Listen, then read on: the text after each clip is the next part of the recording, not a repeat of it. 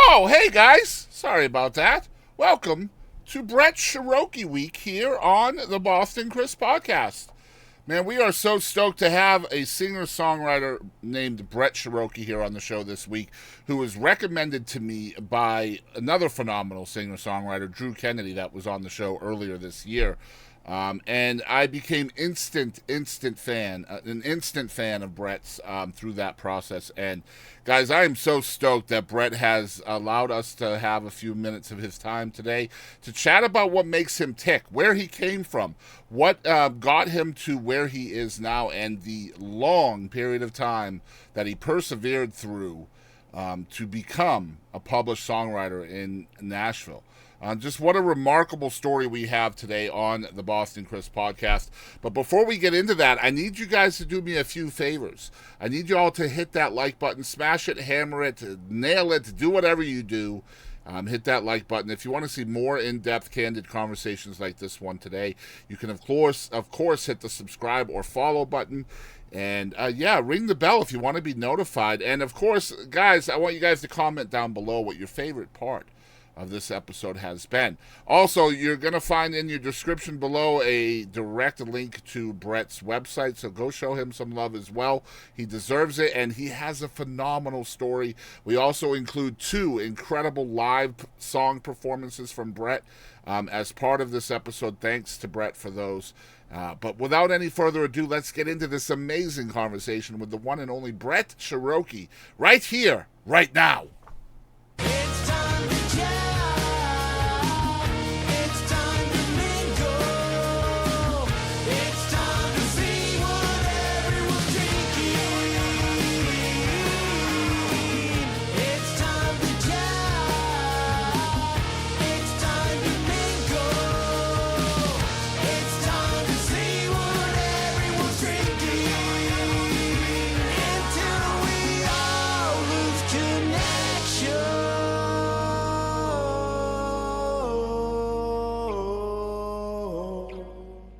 Hey, this is Matt James from Blacktop Mojo, and thank you for tuning in to the Boston Chris Show. Let's get into it. Guys, it's Brett Sheroky here on the Boston Chris podcast for the first time ever, and we're so excited to have Brett here. I love you as a songwriter, and I'm really kind of glad we had to reschedule from yesterday because it gave me another 24 hours to check out some more music, and cool. I did find some more stuff to talk about in the 24 hours, so that might be a little bit frightening for you.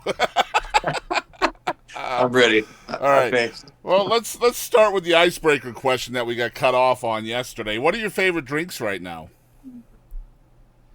Man, I don't drink a whole lot anymore. Honestly, with the weather turning cold, a hot cup of black coffee on my back porch in the morning is my favorite drink.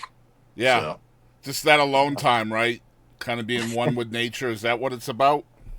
yeah, I read my Bible, my devotional in the morning, and just a hot cup of coffee on a little crisp morning, and I found in a junk drawer one of those incense stick tray things Yeah. that I had a long time ago, and so I bought some incense sticks and I burned that out there, and I don't know, it's feeling good right now. I in this think it's fall a good air. idea, man, because I think so much of life is getting out of bed and just hopping right into life, right? I think you got to have that in between. Yeah, be still. You got to be still, I man. agree. I don't think we make enough time to be still as human beings anymore. And so I got you, man. I live out in the country, so just putting Yeah, up a chair in the middle of the woods is super fun as well. Um, yeah. Let me ask you a few things. You did say that we could use a couple of songs from your YouTube live versions of songs, and the first one is called "How to Remember You" that we're going to include. Tell us a little bit about this song. How to Remember You was an idea I had. I had the hook in my phone for a while, and I was writing with my buddy Andrew Peebles, and kind of like going through our hook ideas, and I threw this one out, and then just kind of started vibing on it. I believe the way it started, we scrapped what we started it, and we had it for one session. We worked on it, came back to it, and then I don't know, it just wasn't. For me in the songwriting room, I just like I always say, like, I don't know how to get the giddies, but I know when I got them, and I didn't have the giddies yet on it, and so we kind of like started complete scrap what we had and started over. And as the song sort of started developing, from my standpoint, I really started drawing on my experience with my dad. I lost my dad when I was 15 years old, and seeing him in old home movies and everything. And as it's kind of the song started unfolding, I started realizing I was writing it about my dad, and then I asked him if we could just lean into that, and I could make this a personal song for me. And he's Canadian, so he was, of course, he agreed to anything. Yeah, yeah. Like, yeah, man. And so, yeah, it just kind of became about my dad, and for that reason, I wanted it on my record, and I had put it on socials, and I believe me playing it before I put it on the record, possibly. I can't remember for sure now, but I do. I know the comments and the DMs I was getting from people just talking about how, like, what we sometimes forget in the music business, that music means something, man.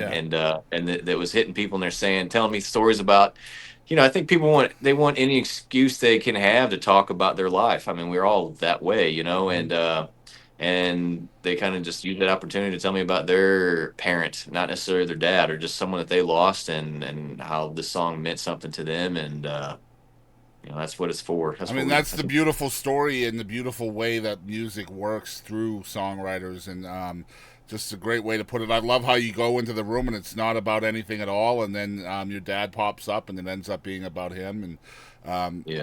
I hear it so many times from songwriters that the song leads the way and you just kind of have to follow where it goes. I love that. So Absolutely. this is the perfect example of that. This song, it's called How to Remember You. Y'all check it out, from Brett Sheroky.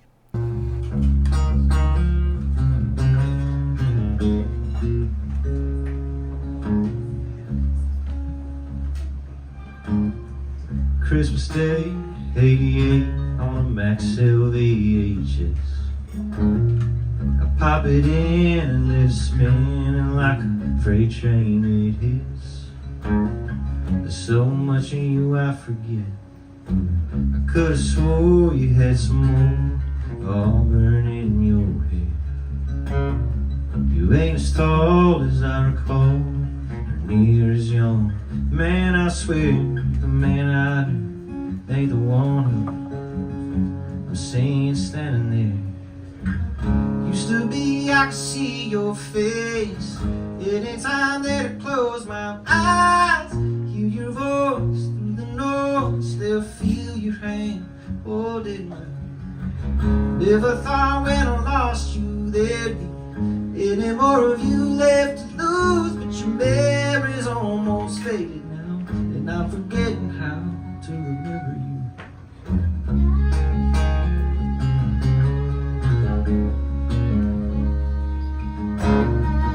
Got some shirts and hats of yours hanging in my closet. One or two still smell like you, but your fruit is fading off. Day by day, piece by piece, parts of you keep leaving me. Used to be, I could see your face anytime that I close my eyes. Hear your voice through the noise, still feel your hand holding mine. Never thought when I lost you there'd be any more of you left to lose, but your memory's almost faded now, and I'm forgetting how to remember.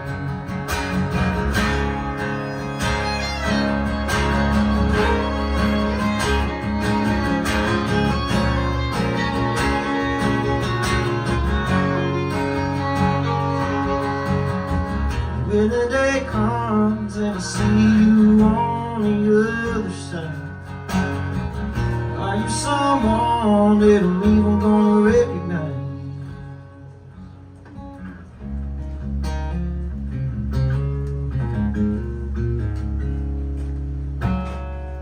Used to be, I could see your face anytime that I close my eyes.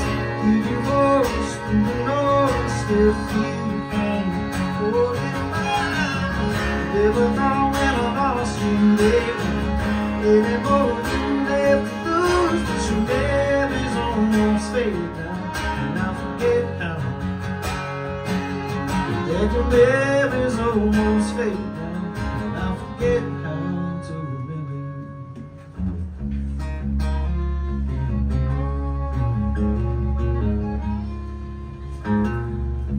Christmas Day, 88 on Max VHS. All right, so we are back once again with Brett, and man, just from your first answer, there's so much to unpack, and I'm really excited about going through kind of your style of songwriting and just a whole lot of things that makes things easy and hard, I guess, for songwriters over time. But let's talk about kind of where you came from. I understand you grew up in like Illinois, right? Belleville, is that right? Yeah. Yeah, Belleville, Illinois is just right across the Mississippi River from St. Louis, Missouri. So I Okay, was like 25 minutes from downtown St. Louis. so Kind of, kind of like a suburb of St. Louis. in a way, yeah. Yeah. So, musically speaking, like, what's it like growing up out in that area? Are you being, like, how is music finding you as a kid? Nobody in my family was musical. They just like music. So a lot of my early experiences in music was just my dad's sort of like random record collection. There was just like, I mean, it was like Jimmy Buffett and the Eagles and like Herb Alpert and the Tijuana Brass and like Motown stuff, Simon and Garfunkel, and then like Willie and the Judds and Johnny Cash and stuff. It's kind of an eclectic thing. And then my sisters are 11 and 8 years older than me, and so I kind of got to experience through them like the 80s Wow. pop music. Yeah. And then my friends were a little older too, so like that 90s, early 90s rock, the last great era of rock music, I feel like. Yeah, it's just kind of through, I think how it is for a lot of people, who you're hanging out with and like, who you're around, that you kind of get turned on to different things. And Yeah. so, I read um, somewhere that you were kind of saved by music from a dark place. What was that about? yeah, I've been telling that story a little bit lately. So when my dad died when I was 15 years old, and as I said, my sisters are a lot older than me, and so they had already gone off to college and were away, and so it was just me and my mom. She took on a second job to make ends meet, and yeah, and my friends at that time, it kind of pulled away. I think they didn't really know how to handle that kind of thing, and The some of them grief couldn't and even mourning, talk. all that stuff. Yeah. Yeah, I Yeah. was the first one in any of our group of friends to lose a parent yet. So, yeah, I just found myself alone a lot at the house. I'd come home from school and I'd just be me, and with nothing to really keep me company except my thoughts. And that with that, the death of a parent right there, fresh. Like there's just a lot of you're going through. Early adolescence. I think there's just a lot of things were stirring around there, and I was feeling things I'd never felt before, and they were really heavy. And yeah, it got real dark for me. And I mean, I don't who knows. There were points where I definitely felt like I wanted to take my life, but I didn't really have a way to do it. And I feel like that was the time where my faith is the biggest deal to me of anything in my life now. But at the time, I don't think God wanted. I think he knew I wasn't ready for that, so I think he gave me music, and ultimately, music I think brought me out of those. It gave me a voice to talk about those things. It helped me see that other people experience those dark things too, and that it could be made into a beautiful thing, and it can be made into something that you can share with others that will help them too. Hmm. And it just sort of saved my life, and ultimately, it did lead me back to God years and years later. But yeah, I would say it saved my life. You know. Yeah. So, is that somewhere in there? Are you becoming less of a listener and more of a creator? Like, are you becoming a musician during that dark period of your time too? Like, is that what you mean by leaning on music, finding music to kind of fill that hole that your dad left? Is that what's happening? Yeah, I think so. I mean, I had started playing guitar, learning to play guitar right before he died, and was learning like, just chords and things, and learning Margaritaville and Yeah. whatever.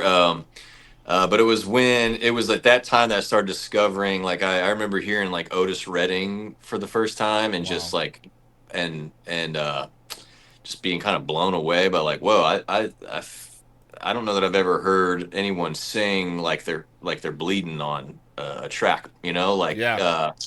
it had always been just like performance kind of stuff to me before, or at least that's how I took a lot of it, and they kind of opened my eyes. And then, I mean, I remember this was later on, but like the first Ray LaMontagne record was another guy that I feel like could sing, and you could feel his Yeah. pain, It's all about when he the feel. sang. Yeah. Yeah, and so like it just kind of music took on a new meaning to me. It was like something that means more than just notes on some speakers and a fun melody or whatever. Like it started taking on a new thing. So you're And just you're so you're just forming a different kind of relationship with that art, right? As a youngster, but um, from what I'm reading about you, you didn't really go all in on music until much later. You actually went to school for speech pathology, right, or speech language pathology. So yeah. that's a completely different road than music. But you don't just shut off your creative during that period. So are you still doing music during your education as well? Yeah, so yeah, I was. Music was always the dream. I was born with a bad aorta valve, and I had it replaced a couple years ago. But when I was young, the doctors were always like, because I was uninsurable. Yeah. Like I had a pre-existing condition. There's no way I was gonna be able to go just chase music and get insurance on my own. So they were is always drilled into me like you got to find something that you will do that will come with insurance. You need like a government job or something that's going to have good Right. benefits, and because this thing is going to cost you a lot of money over the course of your life. And so, yeah, I just went to school, and I just was like, I don't know what I don't really want to do anything else but music. So I just kind of was picking. I think at the time I took a Myers Briggs aptitude test, and it was like what you would be good for: songwriter, screenplay writer, inventor, like all these creative things. And then like somewhere down the list was speech language pathologist, and I didn't even know what that was. And I kind of like dug into it, and I took an introduction class, like the 101 class. And I was like one of only two dudes in that class, and there was like a bunch of pretty girls in there, and I Yeah. was like, all right. And that actually met my I actually met my wife in that program. So Swore. it was, and she's the one that convinced me to move to Nashville too. Hmm. So it kind of all just, it all started working out. But yeah, I was in cover bands and original bands, and the St. Louis music scene at that time was a lot of cover bands was the big thing. Wanting to do your own music was tougher. The most successful original bands were like the hippie, what do you call them? Like the bands like Fish and the Dead, Yep. like those kind of bands where like the songs were like 15 minutes long. Um, and so that was like, it was just kind of a tough market, and keeping a band together was always a struggle. And I think it was, at least the way I remember it, after like the fifth guitarist quit in the band I was in, I was like, I think I'm done. I don't want to do, I can't keep trying to like keep this thing alive. I was writing all the songs, and like the practices were at my house, and I felt like I was cracking a whip on the band members. Like, are we going to practice this week? And that's kind of when my wife was like, we were engaged at the time. She's like, why don't we look at Nashville? Why don't you just go after this thing for real? Like, So I mean, I imagine you're writing songs at that time because you don't go to Nashville to be a musician. Typically, and some people do, but usually it's to be a writer or an artist, right? And or yeah. both, really. What's kind of inspiring your songwriting at that time? Because I imagine that's obviously there before the move to Nashville, right? Yeah, yeah, I was writing songs. They weren't Nashville ready by any means, and they weren't Sure. even really Nashville songs. I had a couple that I was trying to. I mean, I feel like in Nashville, or country music genre in general, you kind of have to. There's not a whole lot of room for interpretation. Like the lyrics are pretty black and white. Yep. Like they're saying what they mean. You might say it in a clever way that haven't. That's what you try to do. So someone has a way that someone hasn't heard before. But there's not a whole lot of. I wonder what he meant by that in country music. And that was the way I was writing. It was very like, I don't know what he means by that, and maybe even I don't even know what I mean by some of it. So I had to like really retrain myself and start co-writing and learn a different way of doing it. Yeah, I love that. You talked about your wife being the impetus for the move to Nashville. This was 2009, so this was a while back, 16 years or so. Um, how? First of all, the first question is how much convincing did you need? Because like that's a giant step, right? Especially for a creative being. Especially like I know from talking to a lot of y'all that imposter syndrome is a thing, lack of confidence in your art and things like that. Yeah, Now you're moving to Nashville where everybody's going to be better than you, right? I mean, just that's the right. way it's going to be. So first of all, Yeah. how much convincing did you need to actually take that step? She's pretty convincing. I think she wanted to she wanted to move too. So you know, it was something she wanted to do as well. So I don't feel like she had to twist my arm too hard. It wasn't like all for me, you know. Yeah. If it was, it would have taken me a lot of convincing, I think. But it just felt like the thing to do. So How important is to you as an artist to have that validation from another person, even if it's somebody who loves you unconditionally, right? Like you have somebody who believes in you so wholeheartedly that she's willing to make that jump with you too, you know? oh, it's everything. I Yeah. mean, yeah, I don't. I say about her, she's the reason I moved here, and she's the reason I stayed here because it took me 11 years to sign my first deal. Yeah. So you can imagine how many times I wanted to quit and try to go do something else, but she wouldn't let me, you know. And what was the So goal? Like, was it to be a songwriter or was it to be an artist? Because you've been both, still are both. right, yeah. I think initially I wanted to do the artist thing. It was, and then as you kind of get here, you see, wow, that's really hard to do. Yeah. That takes a lot of hands on deck. Um, and so I think I kind of backed off of that for that reason, if I'm being honest with myself. And then was really focused on the songwriting thing, and that was, yeah, it was like I just need to get a publishing deal. I need to be able to do this full time because I was working full time and doing this on, writing songs when I could at night and Mm-hmm. with whoever would write with me, and so that was like the thing. But when I saw the artist thing started progressing again, you make demos, you sing on them. People are like, "Who's that?" Like you should be doing the artist thing, and Yeah. so that kind of started happening. My desire to do that again started happening, and when I signed my publishing deal, I mean, I was very upfront with them. Like, the ultimate goal is the artist thing, and since signing my deal, it's even more so. It's more my focus now, the artist thing. I don't. They're both big identities for me. I don't think I'm not that kind of artist that would ever be an artist that would just write or sing other people's songs. Like I'm not against that, but if Yeah. that's what I did, I wouldn't love it. Yeah. It's the whole process, the whole creative process is the whole thing for me. So Man, I love hearing this from you, man, because I'm such a fan of your art. You talked about 11 years. This is a 10-year town, they say, right? It's notoriously a 10-year town. yeah. And you're here on year 11 before you get signed. How is your artistic growth happening during that 11-year period? Like, obviously, you have to get better. So, how are you growing as an artist during that time and as a writer? It just kind of happens. I think that you meet with publishers and like you have your PRO. You go meet with your rep there, and like you play them their songs, and they're like the biggest thing they'll always tell you is like just keep writing, and it drives you nuts because it's like what kind of feedback is that? Just keep writing. Like, well, okay, but then you get down the road years later and you look back and you're like they're right.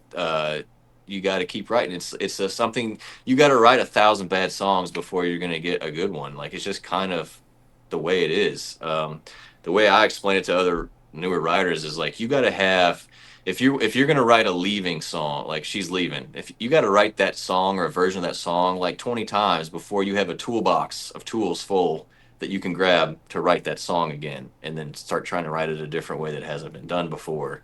It's just a muscle you got to work out a lot before Yeah. you're ready. You know. And was it during this time that kind of cancer came along and put you on hiatus from music as well? Was it during this 11-year period? It was 4 months after we moved here. It was Yeah. like immediately. So yeah. Wow. So like you take that leap and then it's almost like slow down, big fella, right? Yeah, it was, yeah, before I even got started.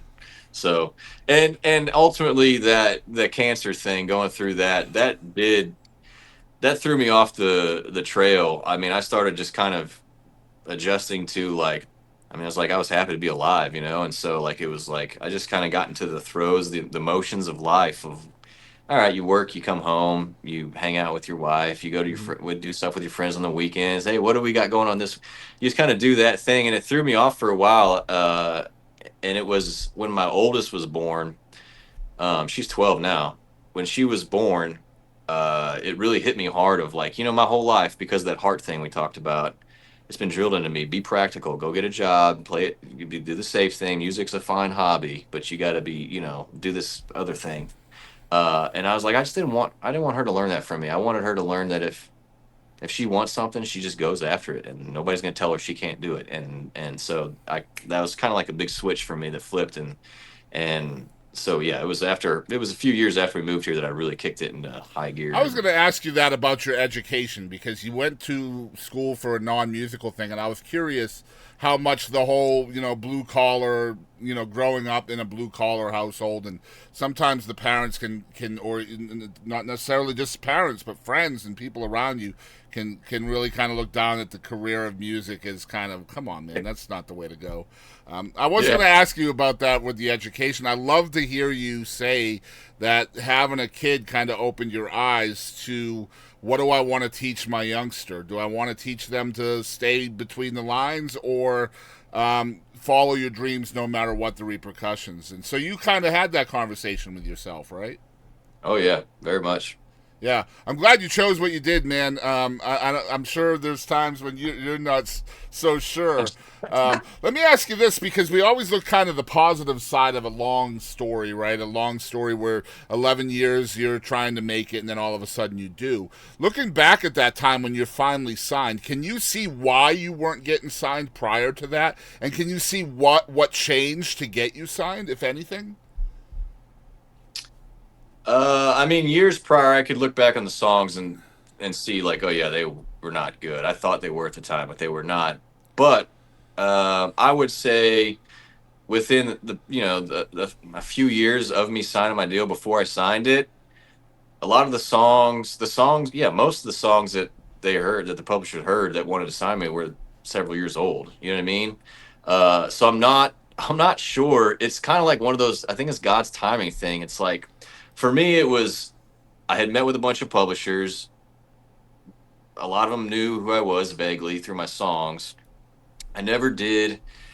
I never, it's a pride thing, I guess, but I never wanted to go do the hang out in the bars till 2 in the morning with all these other people and try to become friends with somebody who pops off and then you're in their camp and like try to do, I never wanted to do it that way. I wanted to win on merit. And I think that's just a longer road.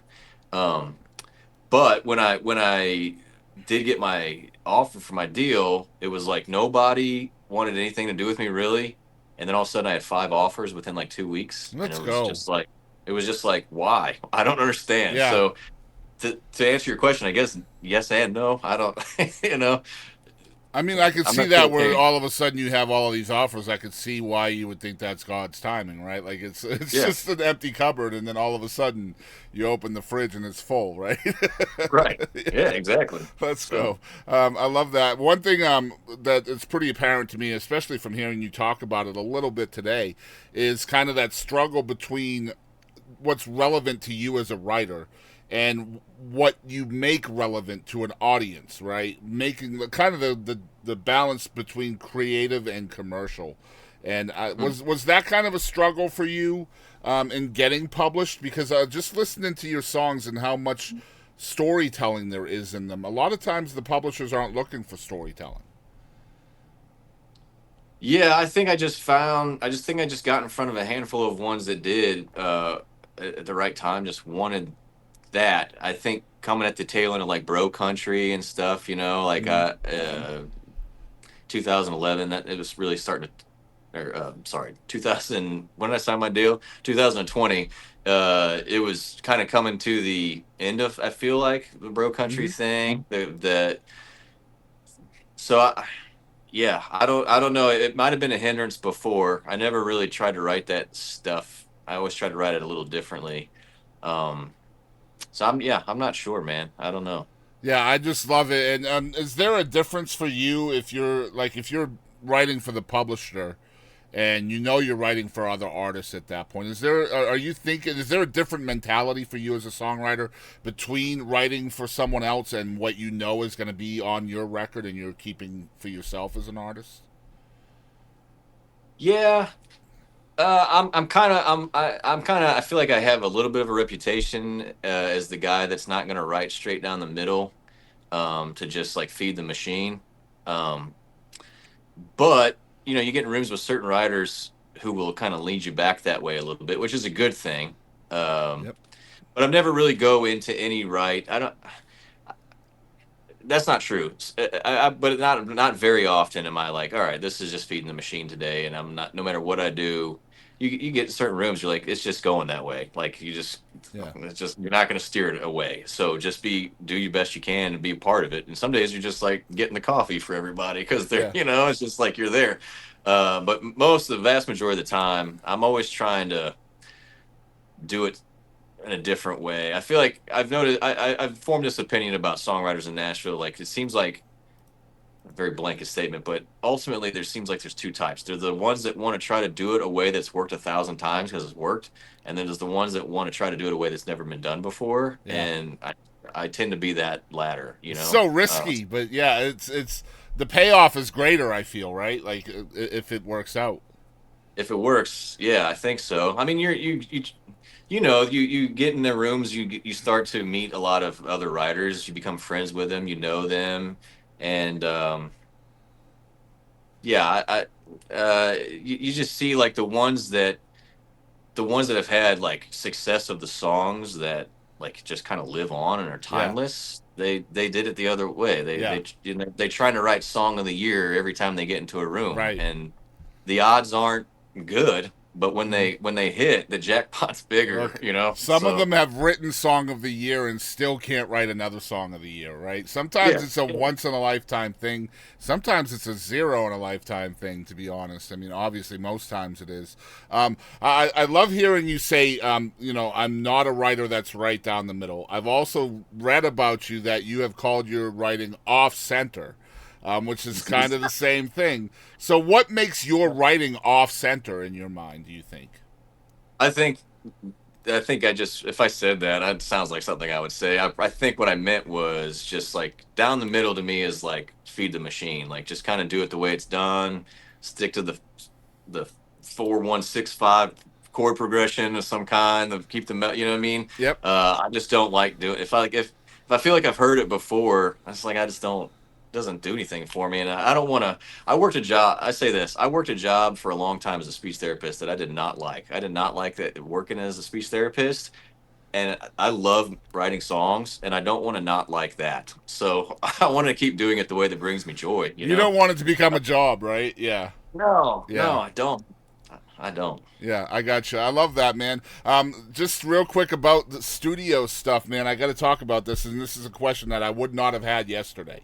So I'm Okay. pretty happy about this one. I'm referring to the song "Life Ain't Always Pretty." Now, I'm a fan of music that is very kind of toned back, pulled back, like less instrumentation, less polished, less production, so to speak.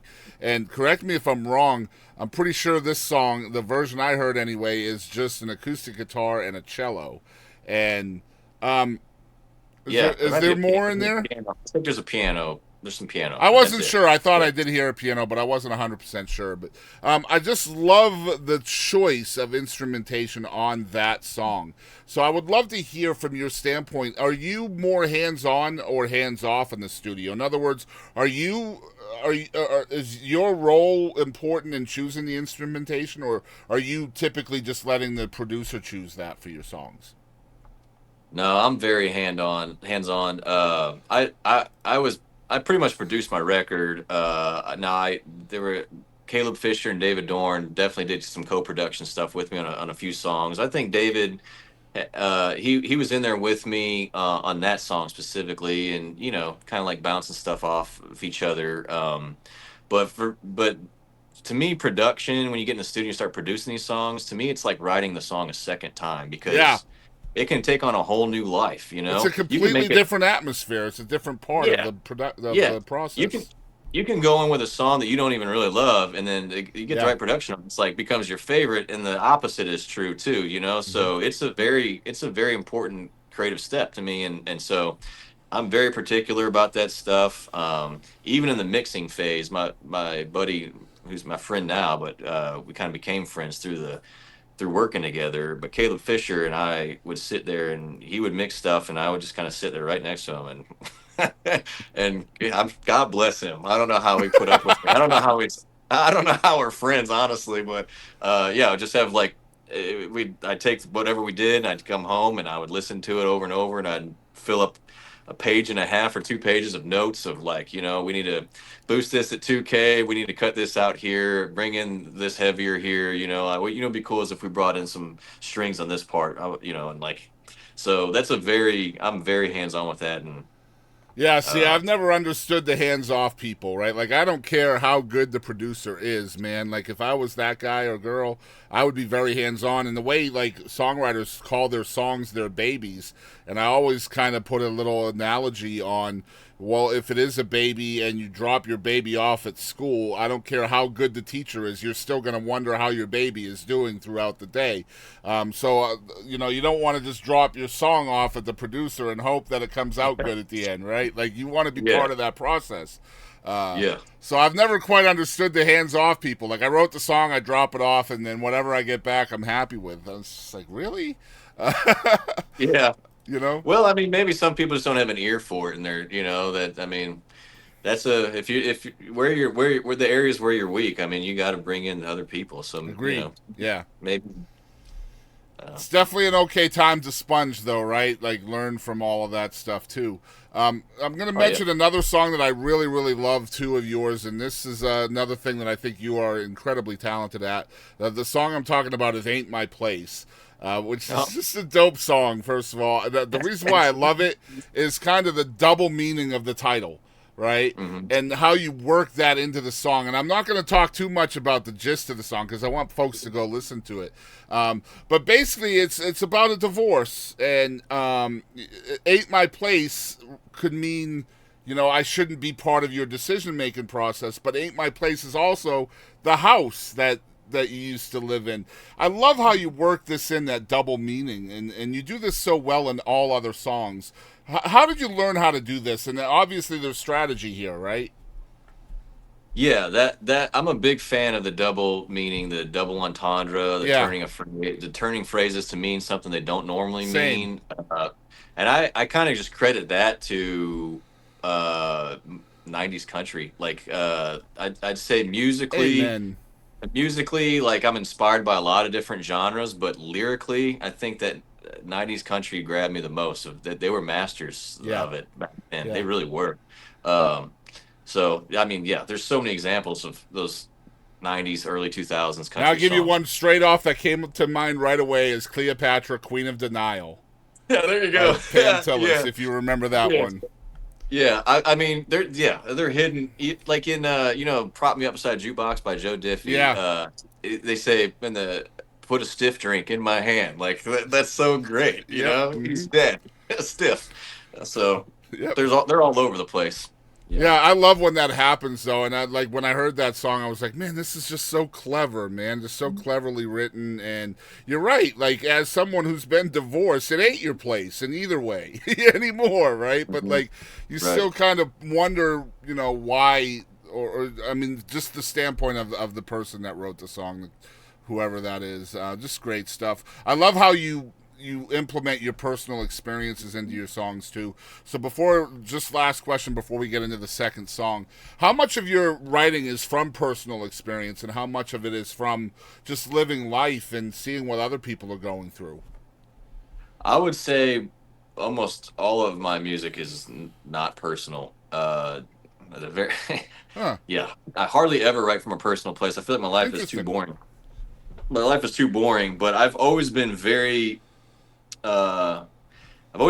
very interested in like just human nature and what makes us tick and just observing people. And even still, I read a lot of philosophical quotes and just people that think about this and like really challenge myself. As I mentioned, my faith, like we're called to die unto ourselves, and you start to like realize like how much vanity really is the enemy for all of us. And like as you start digging into that, you're like, wow, we really are all the same, just born in different circumstances, but we're all just the same. And that just human nature just really interests me. And so I don't know. I think maybe I've just been fortunate to have that to make me a keen observer and of people and try to put myself in their shoes when trying to write those stories. Good stuff, man. I love that because there's some songs that you have done that were obviously biographical. They were written about your dad, or about stuff like that. But it's interesting to me to hear that most of it is from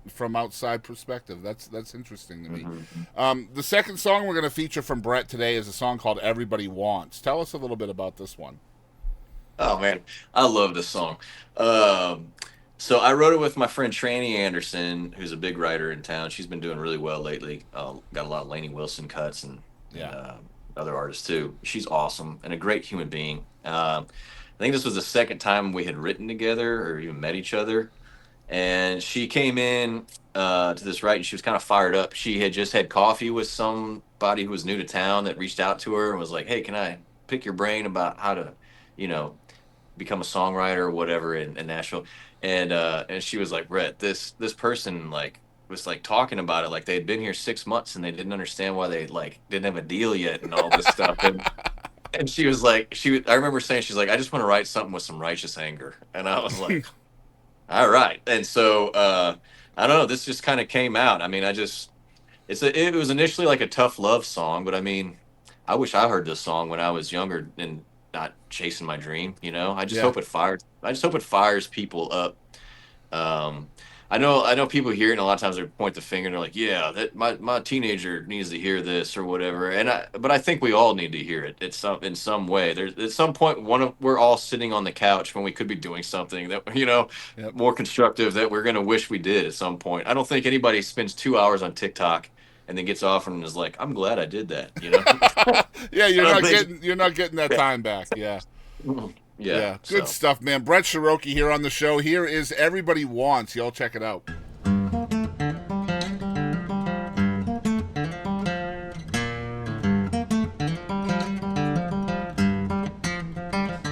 You don't give a man a fish, you take him fishing. You don't catch a shooting star by sitting and wishing. You don't get what you want just because you want it. No, no.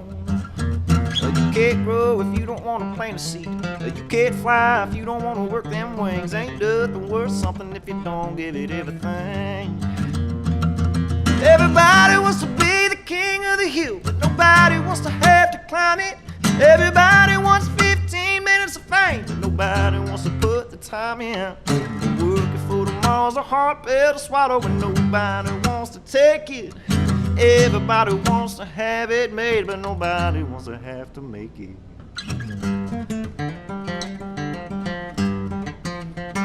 You better be hungry, cause you're gonna eat some humble pie. Get it wrong long before you ever get it right. On the road to success, ain't nobody gets a free ride. You gotta drive. Everybody wants to be the king of the hill, but nobody wants to have to climb it. Everybody wants 15 minutes of fame, but nobody wants to put the time in. The working for tomorrow's a hard pill to swallow, but nobody wants to take it. Everybody wants to have it made, but nobody wants to have to make it.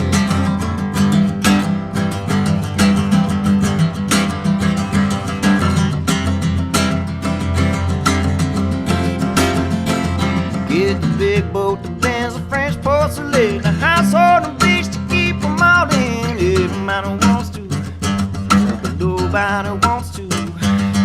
Put in the hurt, hands in the dirt, blood, sweat, and years of hoping it works. Nobody wants to, oh, but everybody. Everybody wants to be the king of the hill, but nobody wants to have to climb it. Everybody wants 15 minutes of fame, but nobody wants to put the time in. Working for tomorrow's a hard pill to swallow, but nobody wants to take it. Everybody wants to have it made. Na na na na na na na na na. Everybody wants to have it made. Oh, everybody wants to have it made.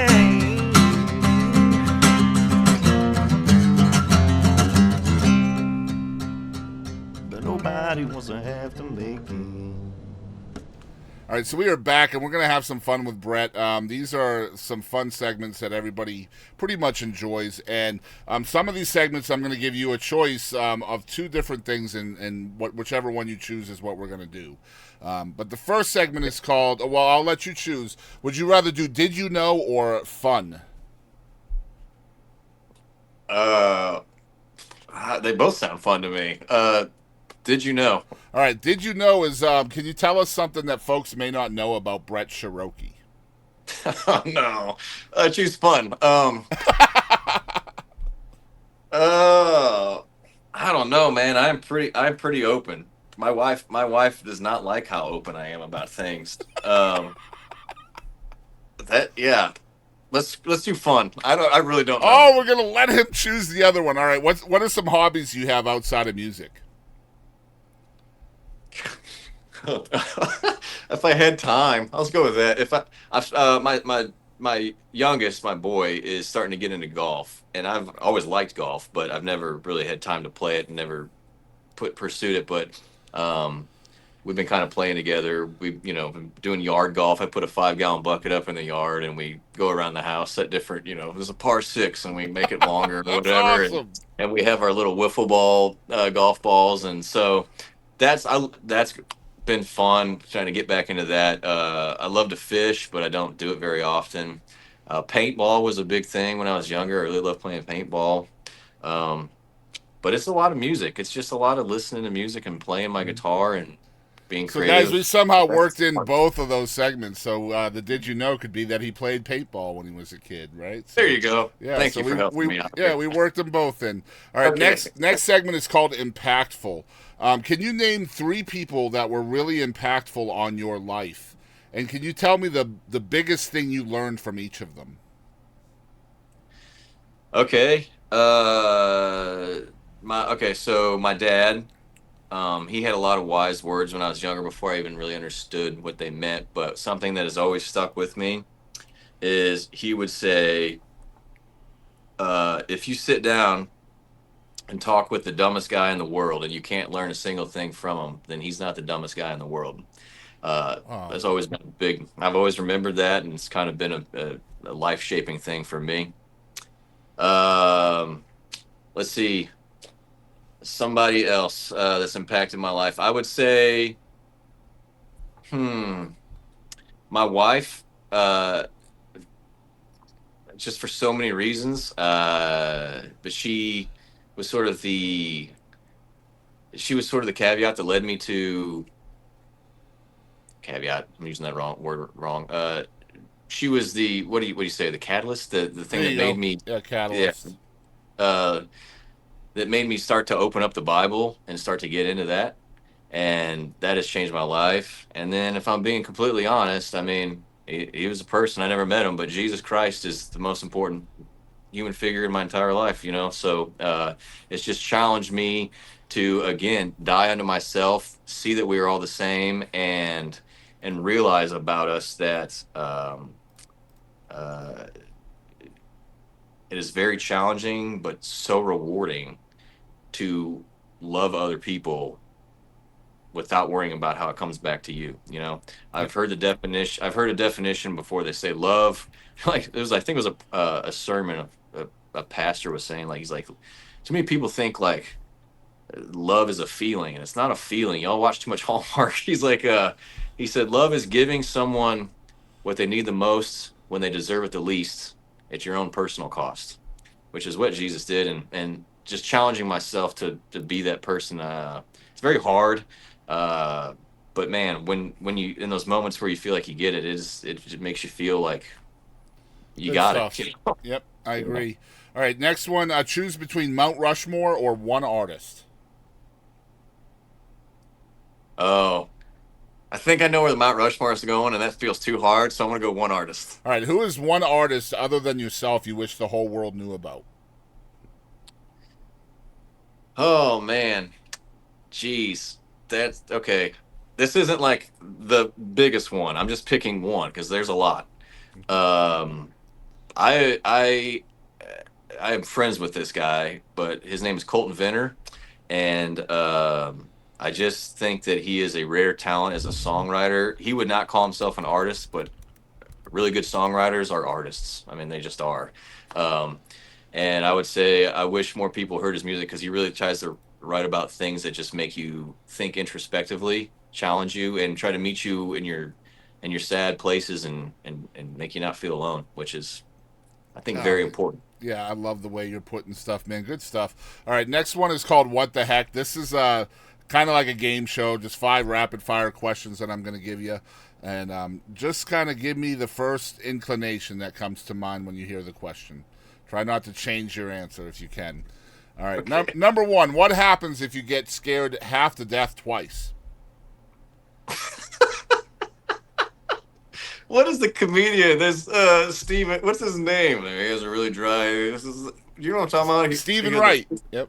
Yeah, yeah. It makes me think of him. Are these some of these his? What happens if you get stared at? You're very dead. I don't know. So I personally think it's a math equation. I think as long as it doesn't happen quickly, you'll be okay because you'll still always have life left. Okay. Right? Because like if you get scared half to death twice, the first time you still have half a life, the second time you're down to a quarter life, and then the third time you're down to an eighth of a life, and so on, right? So just don't let it happen quickly, and you'll be fine. I think. You're smarter than me. Yeah. That's good. That's good. That's good. All right, number 2. What is your weirdest talent? If I work it up, I can burp extremely loud and long. And there's something called diplophonia where you can make 2 notes at the same time, and I can do that while I burp. Incredible stuff. How is this not in a song yet? All right. Are you more of an early bird or a night owl? Night owl. All right. If you could spend 1 hour with anyone from the past, who would it be, and what would you talk about? It'd be my dad.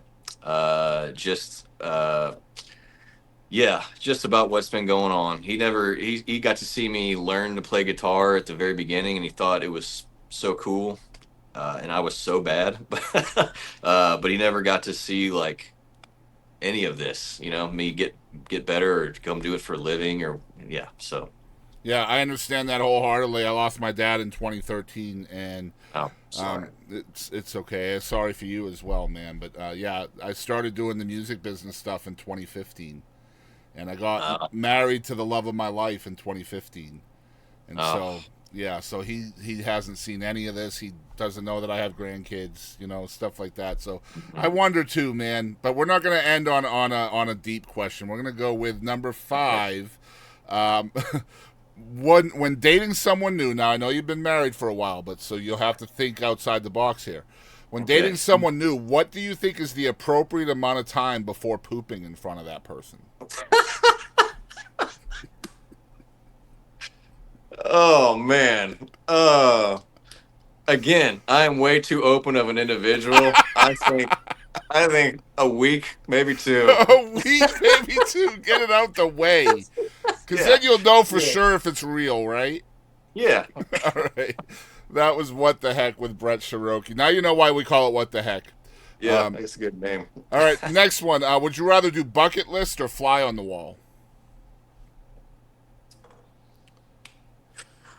Bucket list. All right, so what is on your bucket list of things you still want to do? Man, I haven't traveled much. I've not been out even of the United States hardly ever. So yeah, I would bucket list for me. See a lot of Europe. And I'd love to see the pyramids. I'd love to see Rome and all that stuff. I'd love to see England and Scotland and Ireland. So a lot of travel stuff. And then just career wise, I mean, like. I don't think it's even a thing anymore, but like to me it was like if I could ever play Austin City Limits, that will be the thing for me. And I don't think they even do it anymore, right? I don't know. I think they might still do something. Let me see. I seem to recall that they still do stuff. Yeah, I thought I heard there was there's some kind of like festival thing or something. They have a festival, yep. But they don't film it anymore, I don't think. I don't know about that, but I did recall that there's and it comes out. It's in a week or 2. Yeah, first week of October. Yeah, so it's still a thing. I don't know about a show or whatever. Gotcha. Let me see here. No, it's still a show. 50th season. Okay, then I was there told you go. wrong. You still have your chance, man. Heck yeah. I don't know why. I just I've watched a lot of those growing up and just always thought it was so cool. Like that. Yeah. For some reason in my head, it was like season 51 starts soon, and they just taped Renee Rapp, Leon Thomas, and Marcus King for one of their There you latest go. episodes. So there All you right. go, man. It's still possible. So make it happen. We're going to tag them and say, hey, All right. let's get Brett Sheroky on there. All right, next segment, choose biggest lesson or moment of gravity. Ooh, man, these are okay. You're good, man. Thank you. Biggest, what was it? Biggest lesson or moment of gravity? Yes. Moment of gravity just sounds more interesting, I guess. All right, so moment of gravity is basically when looking back at our life, we can all kind of see what that moment was that led us on the path to what got us to where we are now. Can you kind of see what that moment was for you? Man, it sounds crazy to say, but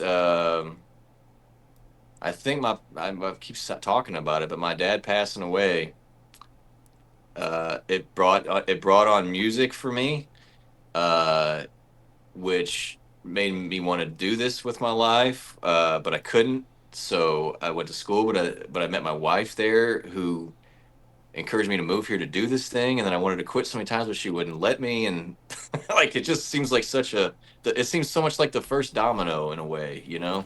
Isn't it crazy that looking back all these years later, that one moment in your life that almost ended it for you was really the thing that began everything for you? I, Crazy, to, right? to me, that is God stuff to me, man. It's like he brings us through things kicking and screaming that we would never choose for ourselves, and then way down the road we look back and we're like, thank you Yep. somehow. Yep. It's So the yeah. worst thing that could have ever happened was not so bad after all, right? So I mean, it's still probably the worst thing that happened to you, but in some way, it's also the best thing that happened to you, right? So Yeah, it's a yeah, very complicated thing, yeah, life. it is truly. All right, next one, and it leads me right into this, which is funny. This one's called Grateful. What are the three things you think you're most grateful for in life? Uh, Three things, man. It's always three. That's too hard. Um, is this a weird answer to say?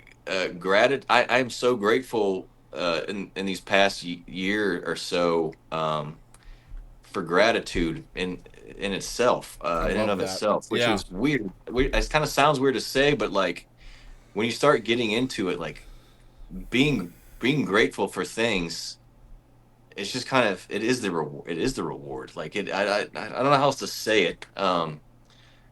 Yeah, I don't know how else to say it. I will just say it, I guess. Yeah, I'm grateful for gratitude.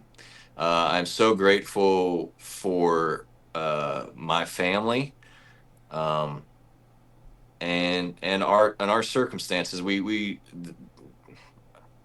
We pray every day together as a family, and there's just so many things that you take for granted. Like it's just so easy. You get so used to. I mean, you didn't earn any of it. Like you don't deserve any of it. The air that you just took a breath of wasn't. You didn't. Why did you get it and someone else didn't? Why do I have all my limbs and somebody else doesn't? Why do I have the ability to put words? Put thoughts to words and say them, like, and so many people don't. Like, there's just all these things that you just don't even think about every second that really deserve gratitude, and so good stuff, I man. don't know. All right, last segment. I appreciate you being so patient, man. I'm glad you're enjoying these as Oh yeah, well. this is fun. This is so fun. Thank you, man. Last one is called "Who Do You Think You Are?" So, who is Brett Sheroky? Oh man. uh there's a line in one of my songs. It says, I'm a child of God, I'm a father of three. I wear my heart on my songs and my songs on my sleeve. And that's kind of something that I always say. That's kind of who I am, Oh and my that order. gosh, man. You could not have wrapped this show up any better than that right there. It's Brett Sheroky, man. I hope you guys will follow this guy. What an incredible artist and songwriter you are. I appreciate you doing this. Let me tell folks where they can follow you. It's brettsheroky.com. You can see his name on your screen if you're watching on video, but if you're not, I got your back. It's Brett with two T's, and Sheroky is SHEROKY.com, and you can find him on Facebook and Instagram and all the places as well. What would you tell people is the best way to support you and what you do? Oh man, just listening to my music and sharing it, and I mean, the follows and everything are great on social media too. But yeah, just share it. If you like it, share it. If you don't, no worries. But I think that's kind of it. It's the word of mouth thing, you know. Yeah. I appreciate you, Brett. Thank you so much for taking the time, man. Twice, yesterday and today. So thank you. Thank you. I appreciate it very much. Hey, everybody. I'm Terry McBride. Thanks so much for tuning in to the Boston Chris Show.